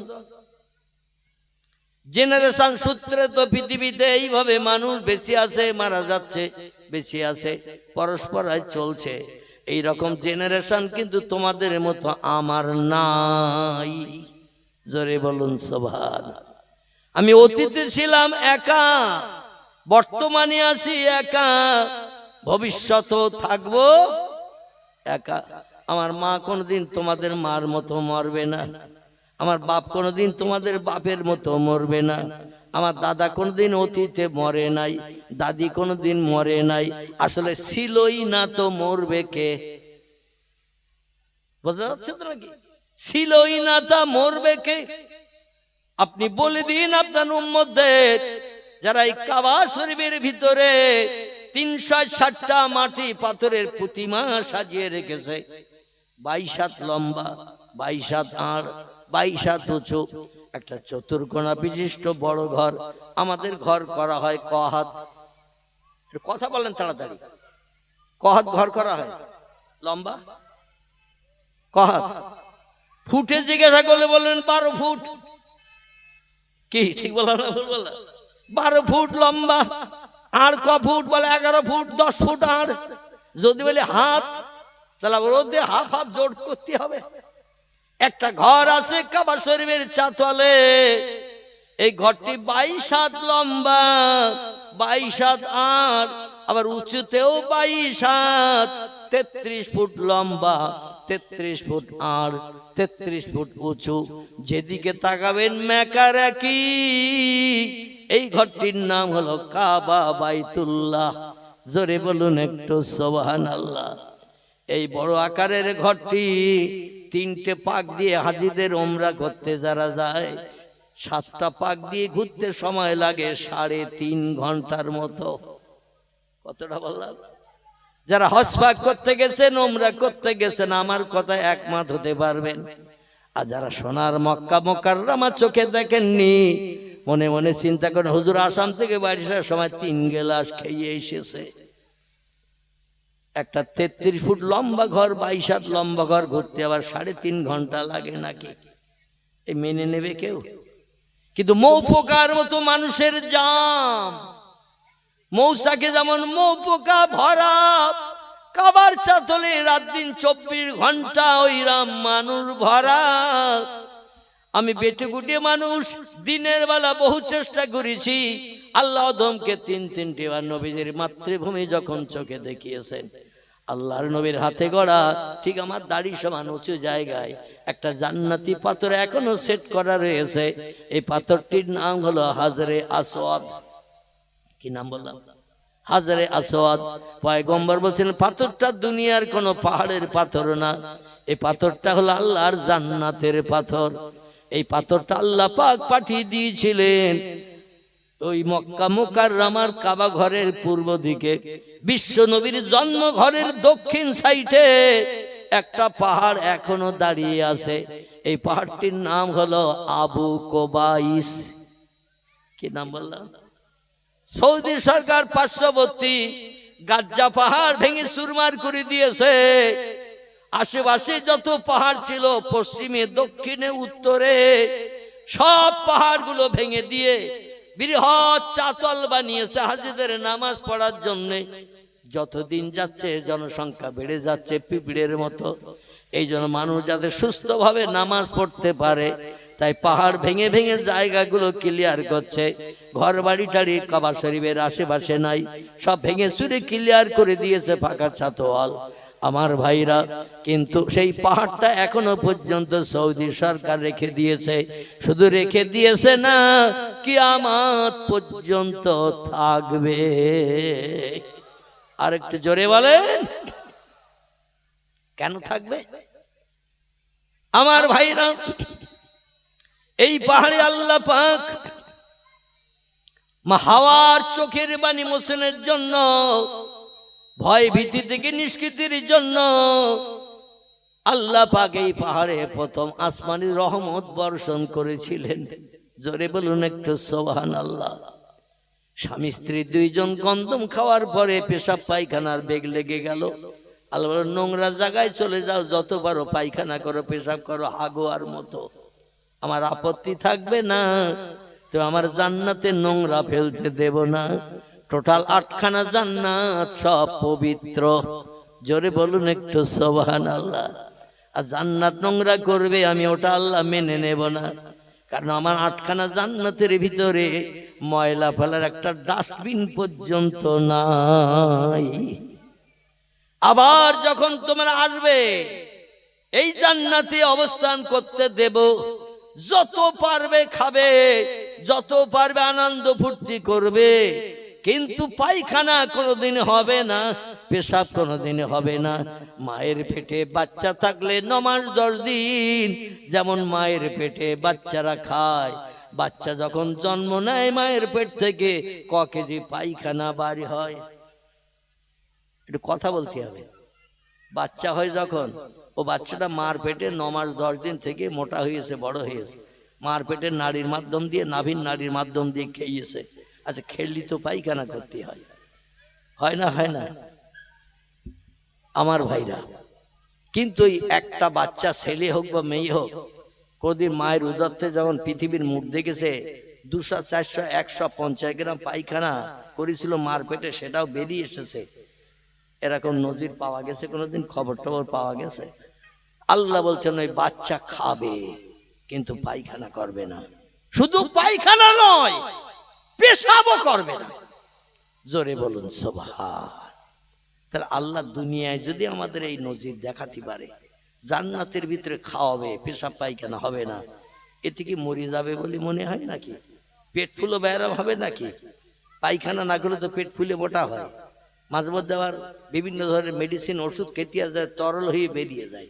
পায়খানা শক্ত হলে অনেক সময় 2 দিন 3 দিন হয় না, ঠিক কি না? স্বস্তি পায় না। পায়খানা কখন হবে? খেতে বললি বলে খাবো না, আজ 3 দিন পায়খানা হচ্ছে না। আহারে, জান্নাতে যতবারে বান্দারা খাবে, আর মাঝে মাঝে একটু হাই উঠবে, হাই। আমাদের ঘুম থেকে উঠলে একটু হাইটাই ওঠে না? মাঝে মাঝে ঢেকুর উঠবে, ঢেকুর। জান্নাতের ভিতরে খাওয়ার পরে মাঝে মাঝে আমাদেরও ঢেকুর ওঠে না? ওঠে না? এই রকম ঢেকুর উঠবে, এতে আল্লাহ হজম করে দিয়ে দেবেন। কোথা দিয়ে বার হবে না জানে আল্লাহই খবর রাখেন। ও নিয়ে আমরা চিন্তা করব না, মাথা খারাপ করব না। আল্লাহ আলাম বিমুরাদিহি, আল্লাহ বিষয়টা সম্পর্কে একটু বেশি বেশি জানেন। সব জিনিস জানতে গেলে পাগল হয়ে যেতে হবে। আল্লাহর উপরে বিশ্বাস রেখেই ও জিনিস সম্পর্কে বেশি এগিয়ে যাওয়া যাবে না। যদি বলেন আমাদের বাপ মা ছিল তে আমরা হয়েছি, তা আল্লাহ কি করি হইল? আপনি বলছেন লাম ইয়ালিদ, তার সন্তান নাই, অলাম ইউলাদ, কার পেটের থেকে তিনি জন্ম নেন নাই। সূরা ইখলাসে তথ্য এসেছে কারো পেটের থেকে তিনি আমাদের মতো জন্ম নেননি, আবার তার মাধ্যম দিয়ে কোনো বাচ্চাও জন্ম হয়নি। আর কি করে হয় এরম চিন্তা করে 2-5 ঘন্টা চিন্তা করা যাবে না? যাবে না। আল্লাহ বলছে ওই চিন্তা করে মাথা গরম করো না, কারণ আমার জ্ঞান বেশি, তোমাদের জ্ঞান কম। সামান্য জ্ঞান নিয়ে আকাশ ছুঁতে দেয় না। কি ছুঁতে দেয় না? আকাশ ছুঁতে দেয় না। বুড়ো হয়ে মরে যাবে, তাও আকাশের ধারে পাশে হাত লাগাতে পারবে না। ঠিক না ভুল? এই যুগের বিজ্ঞানীরা হাজার চেষ্টা করে, রকেট, স্পুটনিক, অ্যাপোলো এইরকম কত উপগ্রহ যন্ত্র বানিয়েও এখনো আকাশ খুঁজে পায়নি। কিয়ামত পর্যন্ত পাবে পাবে বলে মনে হয়। খোদার কসম, ভবিষ্যৎ জেনারেশন, এই যে মোবাইলে আজকের এই তথ্যটা উঠছে, আমি খোদার কসম খেয়ে বললাম, বিজ্ঞান ভবিষ্যতে আরো উন্নত হবে। আমি আপনি কবরে চলে যাব, মাটির সঙ্গে মিশে যাব, আর কখনো হয়তো 2-10 হাজার বছর যদি আল্লাহ কিয়ামত না করে, তাও মাটির সঙ্গে মিশে যেতে পারে। কিন্তু বিজ্ঞানীর ঠাকুর দাদার বাপ আসলো, নাতি নাতকুর ভবিষ্যৎ আসলো, আকাশে হাত লাগাতে পারবে? আকাশ কোথায় আছে খুঁজে পাবে? খোদার কসম পাবে না। কারণ মানুষ সব জানতে পারবে না। আল্লাহ হচ্ছে সব যদি তোমরা জেনে নাও, তো আমার তো আর নেবা না। ঠিক বললাম না ভুল বললাম? সব যদি তোমরা জেনে নাও, আমার তো আর নেবা না। বলবে সব মাল পেয়ে গেছে, ওনার আর দরকার নেই। এটা মানুষ মাঝে মাঝে এরকম চিন্তা ভাবনা করে। কারো কাছ থেকে যা নেওয়া নিয়ে নেয়, নিয়ে বলে আমার কাজ মিটে গেছে, আর ওনার সঙ্গে বন্ধুত্ব রাখার দরকার নাই। এরকম বলে না? বলে না? বলে না? বলে না? আর ওনার দরকার নেই, যা মাল নেওয়া সব নিয়ে ফেলিস, ভালোবাসা, মহব্বত, প্রেম দিয়ে, ধোঁকা দিয়ে সব কাজ আদায় করে দিয়েছে, আর বন্ধুত্ব রাখার দরকার নেই। আল্লাহ বলছেন কিয়ামত পর্যন্ত চেষ্টা করলো, মায়ের পেটের বাচ্চা আলেম হবে না হাফেজ হবে, চোর হবে না গুন্ডা হবে, দস্যু হবে না ডাকাত হবে, অন্ধ হবে না চক্ষুষ্মান হবে। এটা আমি জানি, তোমরা জানো না। জোরে বলুন সুবহানাল্লাহ। কবে পশ্চিম দিক থেকে সূর্য ডগমগ করে ভোরবেলা গাছের মাথা দিয়ে উঠবে, কিয়ামত পর্যন্ত চেষ্টা করেও তত্ত্ব দিতে পারবে না। ওটা আল্লাহ আমি জানি। জোরে বলুন একটু সুবহানাল্লাহ। আমি কবে হাসরের মাঠ তৈরি করব, তাম পৃথিবীর সব দেশের মানুষকে এক জায়গায় করব, এদিন আমি জানি, তোমরা জানো না। জোরে বলো একটু সুবহানাল্লাহ। আমার ভাইরা, মানুষ এই জন্য সব জানতে পারবে না, আকাশও খুঁজে পাবে না। আসুন আমি যেখানে ছেড়ে এসেছি সেখানে চলে যাই, একটু মহব্বতে দরুদ শরীফ। আল্লাহুম্মা সাল্লি আলা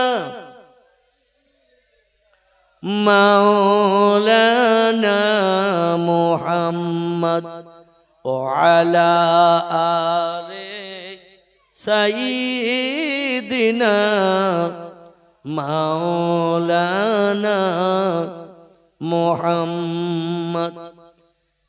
জান্নাতের ভিতরে পেশাব পায়খানার বেগ লেগে গেল, ছোটাছুটি করতে থাকলো স্বামী স্ত্রী দুইজন। ছোটাছুটির কোনো প্রয়োজন দরকার হতো না, গন্ধম খাওয়ার কারণে পায়খানা পেশাবের বেগ লেগে গেল। আল্লাহরে বলেন, আল্লাহ জায়গা দেখিয়ে দাও, আর ধৈর্য ধরতে পারছি না। আমার আর পায়খানা লাগলে মাথার চুল পড়া মতো ভাব হয় না? হয় না? ওদের ওই রকম মাথার চুল পড়া মতো ভাব হলো। আল্লাহ বলেন, যা নামিয়ে দিচ্ছে একটা নোংরা জায়গায়, নোংরা জায়গায় একটা বানিয়ে রেখেছি অতীতে, নোংরা জায়গাটার নাম হলো আলামে দুনিয়া। জোরে বলুন একটু সুবহানাল্লাহ। তাই দুনিয়া যদি নোংরা জায়গা হয়, তাহলে জান্নাত, এই পৃথিবীর নোংরা জায়গা আমাদের কাছে এখন ভালো না খারাপ? এই পৃথিবী আমাদের কাছে এখন ভালো না খারাপ? খারাপ। তাহলে ভালো জায়গাটা দেখি ঘর বাঁধেন। এই দুনিয়ার মায়া কেউ ছাড়তে চায় না। খারাপ যদি হতো অন্য জায়গায় ভালো জায়গা খুঁজে সেখানে ঘর বানানোর চিন্তা করত। পৃথিবীতে যত দেশ, 256টির মতো দেশ, এর ভিতরে কিছু দেশ আছে উন্নত দেশ, Japan, German, England, Holland, Poland, Italy, Brazil, এরকম নামি দামি দেশ আছে। এই সমস্ত দেশ খুব সুন্দর সৌন্দর্যমণ্ডিত দেশ। দুবাই ভালো দেশ না খারাপ দেশ? সেই দেশে যদি একবার ঘুরতে যায়, জীবন আর বাড়ি আসবে না। বলে রাস্তাধার ড্রেনের পাশে শুয়ে থাকলে তাও থাকবো, বাড়ি যেই আর এই মশার কামড় খাবো না। কত সুন্দর সুন্দর দেশের জমিন পৃথিবীতে আছে। এই দুনিয়ার জমিন যদি আল্লাহর কাছে খারাপ হয়, তা জান্নাতটা কত ভালো একটু চিন্তা করলে মাথা ঘুরে যাবে ভাই। জোরে বলুন একটু সুবহানাল্লাহ। আল্লাহ বলেন পৃথিবীতে যাও, খুব সংক্ষেপ করে বলি, পৃথিবীতে যাও, যত পারো পেশাব পায়খানা করে স্বস্তি পাও। পেশাব পায়খানা সারলো, এবার স্বস্তি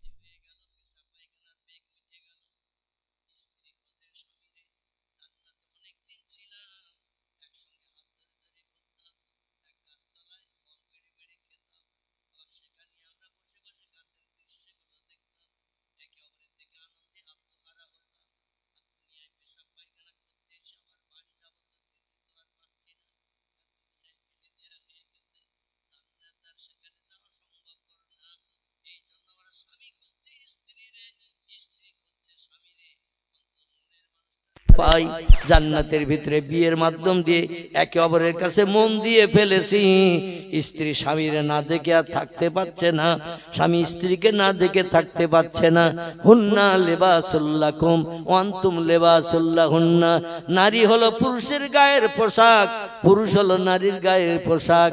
ও খলাকনাকুম আজওয়াজা, আল্লাহ বলেন আমি জোড়া করে তোমাদের বানিয়েছি সংসার জীবনের সুখ ভোগের জন্য, একে অপরের জীবনে দুঃখ দুর্দশা নিবারণের জন্য। স্বামীর জীবনে দুঃখ নিবারণ করবে স্ত্রী, স্ত্রী জীবনে দুঃখ নিবারণ করবে স্বামী। এই জন্য আমি জোড়া করে পাঠিয়েছি।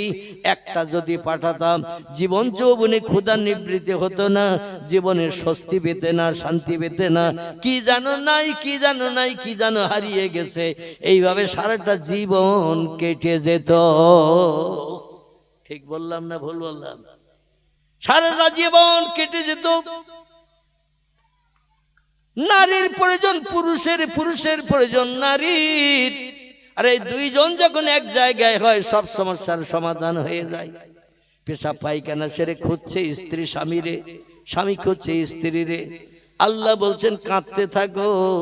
আমি তো বলেছিলাম ওয়ালা তাকরাবা হাযিহিশ শাজারাতা ফাতাকুনা মিনাজ জালিমিন। জান্নাতে সব ফল খাও, সব নেয়ামত উপভোগ করো, সব জিনিস দেখো, সব ঘরে বসবাস করো, সব গাছতলায় শুয়ে পড়ে দৃশ্যগুলো দেখতে থাকো। কৌসারের পানির নহর দেখো, আর সালসাবিল দেখো, আরো কত কিছু দেখতে থাকো। ইয়াকুত জমরুদ মারজান হীরা পান্না চুন্নি খচিত নামি দামি সৌন্দর্য মণ্ডিত ঘরগুলো দেখতে থাকো। তো ওই যে একটা গাছ দেখা যায়, ওই গাছটার ধারে পাশে যেন মনের ভুলো কোনো দিন যেও না।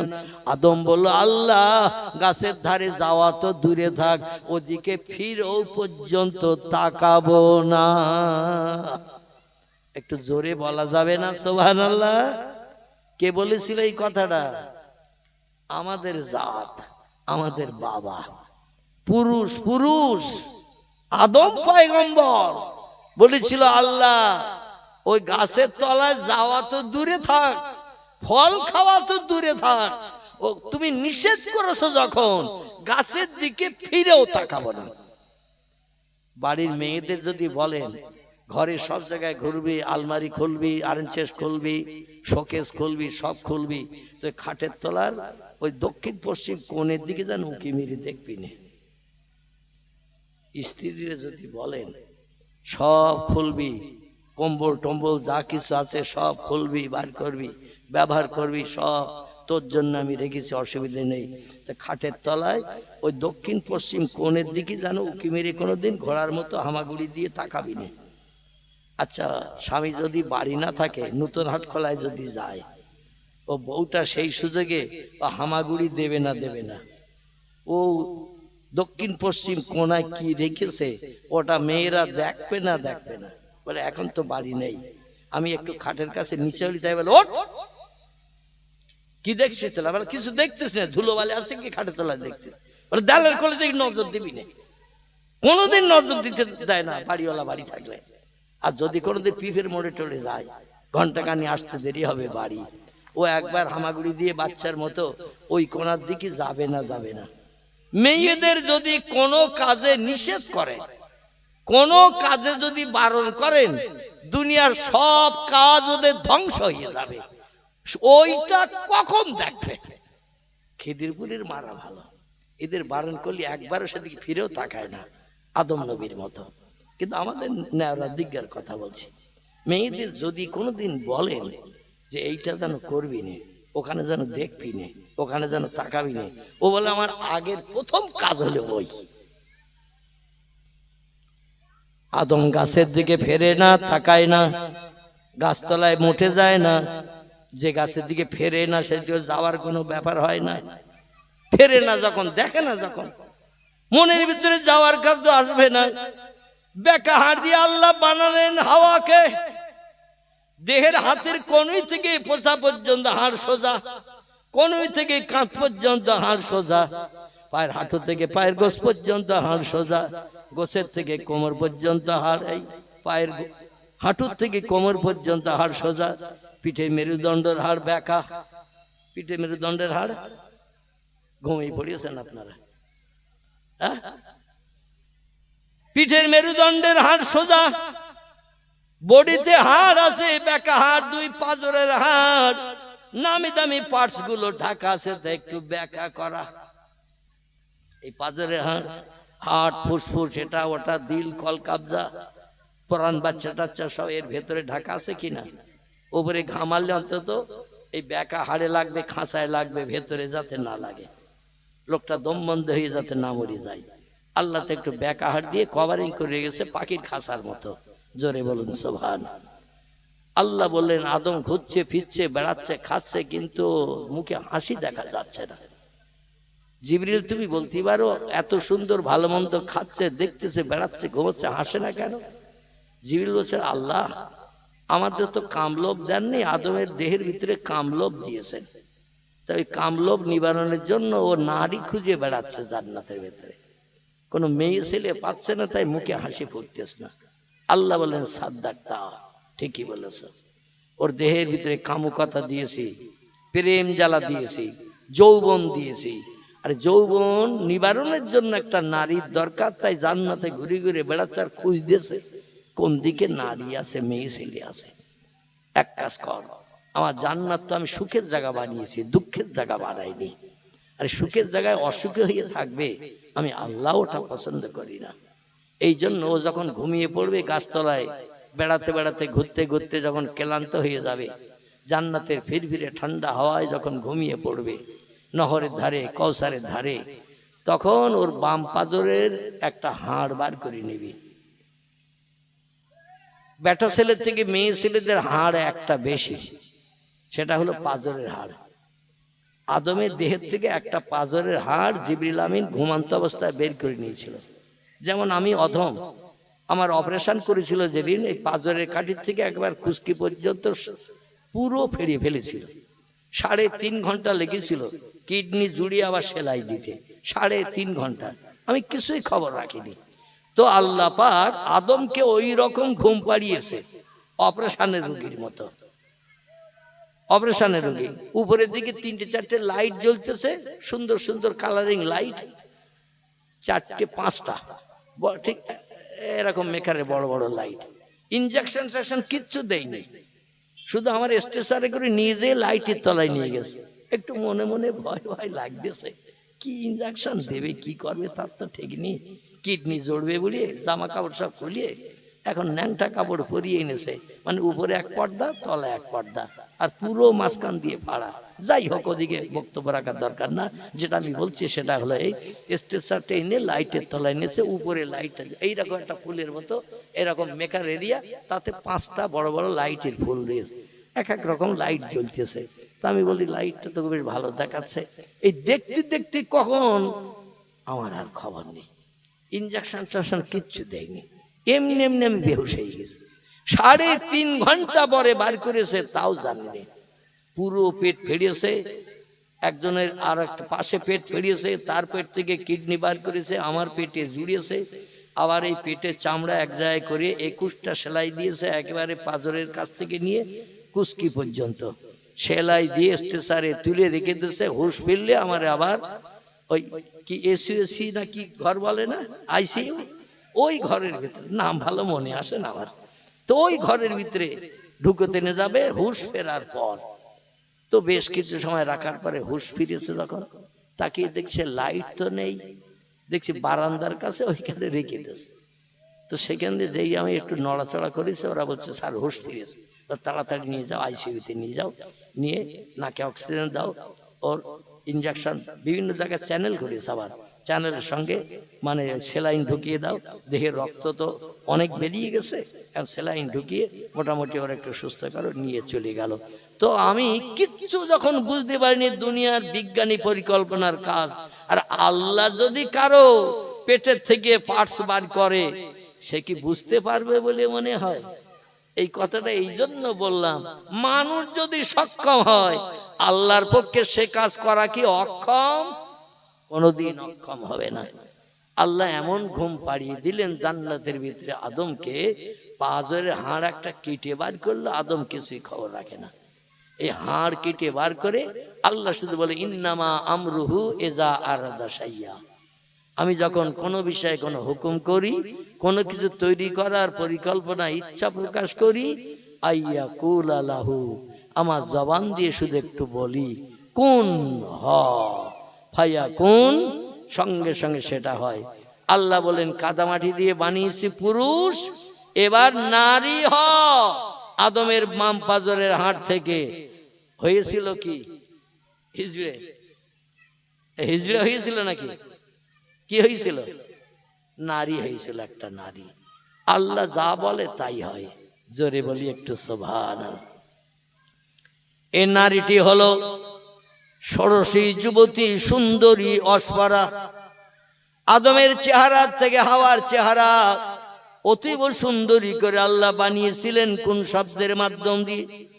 বর্তমান পৃথিবীতে আমরা লক্ষ্য করলে দেখতে পাই পুরুষের চেহারা সৌন্দর্য যতটা না বেশি, তার থেকে মেয়েদের চেহারা সৌন্দর্য পুরুষের থেকে বেশি না কম। আল্লাহ নারীর চেহারা পুরুষের থেকে বেশি সুন্দরী করে বানিয়েছিলেন বলে পৃথিবীতে এখনো সেই নিদর্শন চলছে, মেয়েরা ছেলেদের থেকে বেশি সুন্দরী হয়। জোরে বলুন একটু সুবহানাল্লাহ। ষোড়শী যুবতী সুন্দরী বানিয়ে জান্নাতের গাছতলায় বসিয়ে রেখেছেন হাওয়াকে। আদম কি অবস্থায় আছে? আদম ঘুমিয়ে আছে, ঘুমিয়ে আছে। ঘুমিয়ে না থাকলে তো হাত টেনে বার করতে জিবরিল দেবে। কোনো ব্যক্তি যদি অবশ না হয় আর তার যদি পেট টেট ফাড়ে, কিছু কাটতে যায়, ও ঝাড়া লাথি মারবে না? মারবে না? কি লাথি মারবে না? মারবে না? একা লাথিতে ডাক্তারের অপারেশনে সাত বিটিয়ে দেবে। এই জন্য বেহুশ হয়ে গেলে কিছুই খবর রাখে না। আদম বেহুশ হয়ে পড়ে রয়েছে। আল্লাহ বললেন কোন, ঘুম ভেঙে জিন্দা হ। রাসূল বলছে আন-নাওমু আখুল মাউত, ঘুম হলো মরণের ভাই। জোরে বলুন সুবহানাল্লাহ। ঘুমিয়ে পড়লে ব্যাংক বালিশের মালিক আপনি আর নাই। ঘুমিয়ে পড়লে 10 বিঘে জমির মালিক আপনি আর নাই। ঘুমিয়ে পড়লে 5 তলা বাড়ির মালিক আপনি আর নাই। কারণ ঘুমিয়ে পড়েছেন মানে সব হাতছাড়া।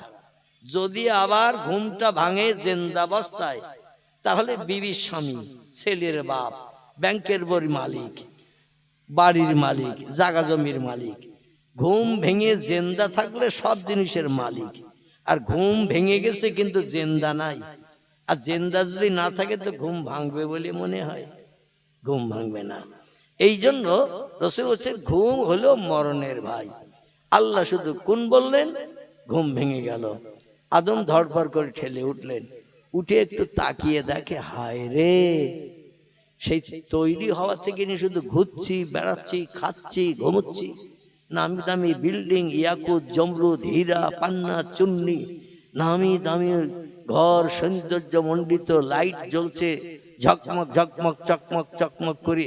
কিন্তু এইরকম একটা মেয়ে তো কোনোদিন দেখিনি। একটু দূরে হাওয়ারে বসিয়ে রেখেছেন আল্লাহ। আল্লাহ বললেন ইজলিস, যেখানে তুমি হয়েছো ওখানেই বসে থাকো।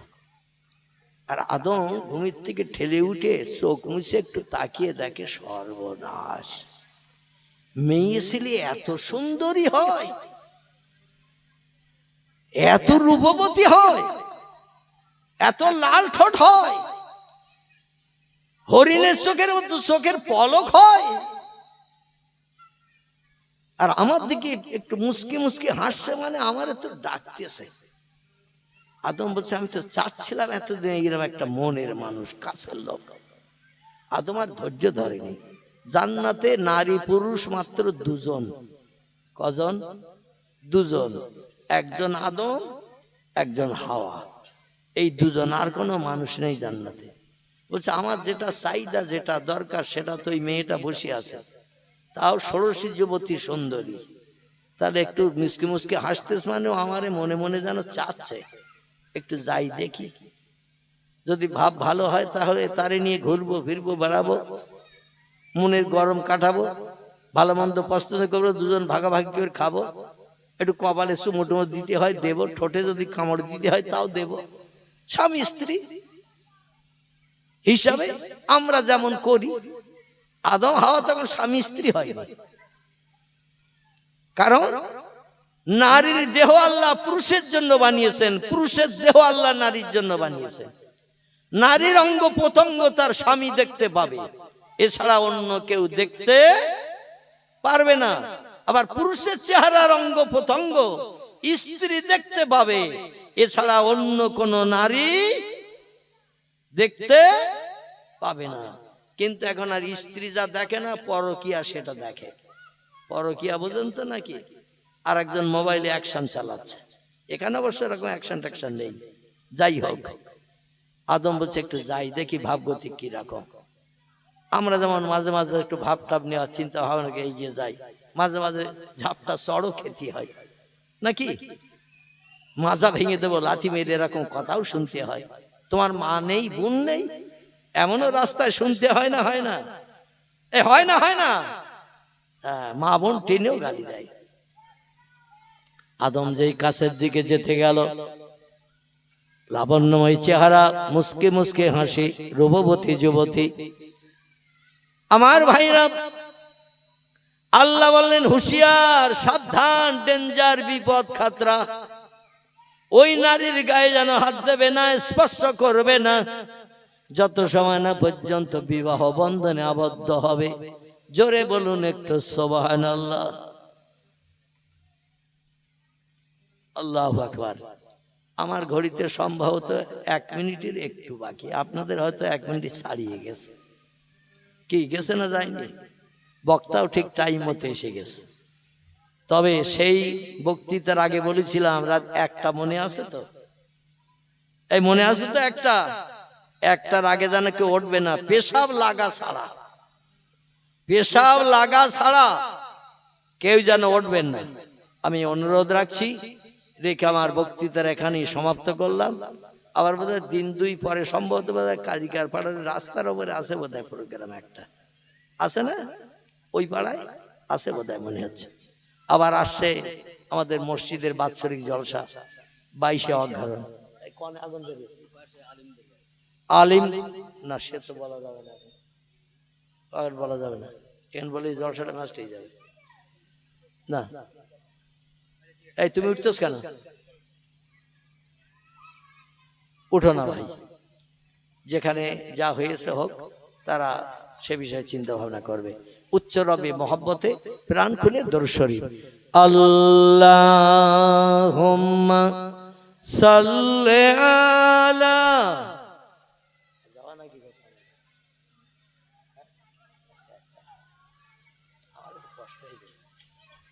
আসামের থেকে ফিরে এসে 6টা বাড়ি।